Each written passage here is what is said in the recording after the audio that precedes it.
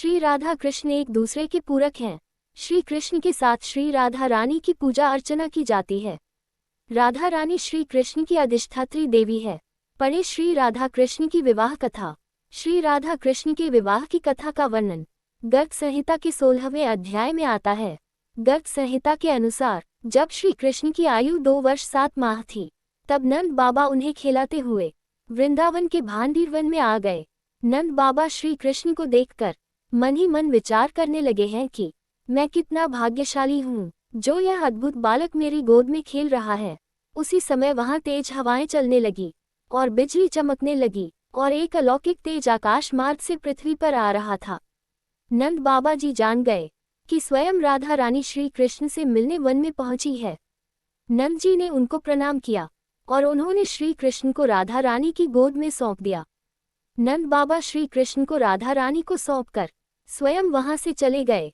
उसी समय तूफान थम गया और अंधेरा दूर हो गया और अलौकिक तेज फैल गया। श्री कृष्ण ने बालक से युवा रूप धारण कर लिया है। उसी समय वहां ब्रह्मा जी प्रकट हुए और उन्होंने श्री राधा कृष्ण को प्रणाम कर दोनों की स्तुति की। ब्रह्मा जी कहने लगे कि मेरी इच्छा है कि मैं स्वयं आप दोनों का विवाह संपन्न करवाऊं। ब्रह्मा जी ने स्वयं उनकी विवाह की वेदी तैयार की। भांडीर वन में वेदीनुमा पेड़ के नीचे ब्रह्मा जी ने श्री राधा कृष्ण के विवाह के मंत्र पढ़ाए। विवाह करवाने के पश्चात ब्रह्मा जी अपने धाम लौट गए और श्री राधा कृष्ण ने वन में लीला रचाई। जब श्री राधा कृष्ण को नंद बाबा का स्मरण आया तो श्री कृष्ण पुनः बालक बन गए और राधा श्री कृष्ण को गोद में उठाकर नंद गांव में जाकर नंद बाबा को सौंप आए। महर्षि गर्ग के अनुसार जो लोग श्री राधा कृष्ण के विवाह कथा को सुनते हैं, उनके जीवन प्रेम से परिपूर्ण हो जाता है और उनका प्रेम श्री राधा कृष्ण की तरह अमर हो जाता है।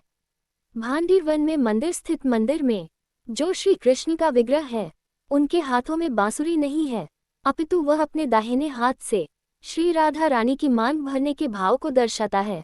इस मंदिर के सामने एक वट वृक्ष के नीचे बने मंदिर में श्री राधा कृष्ण के साथ ब्रह्मा जी विराजमान हैं, जहां वह श्री राधा कृष्ण एक दूसरे को माला धारण करवा रहे हैं।